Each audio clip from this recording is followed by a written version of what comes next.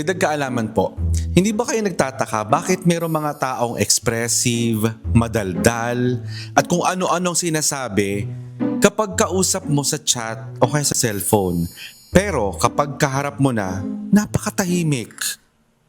Bakit kaya?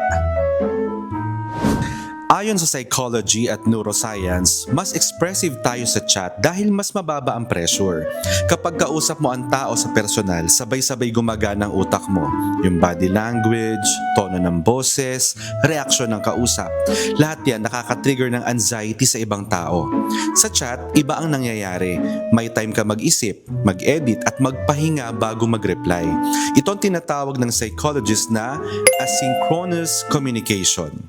Mas kontrolado ang emosyon, mas kalmado ang nervous system. Ibig sabihin, hindi ka mahiyain. Mas emotionally regulated ka lang kapag may oras kang magproseso.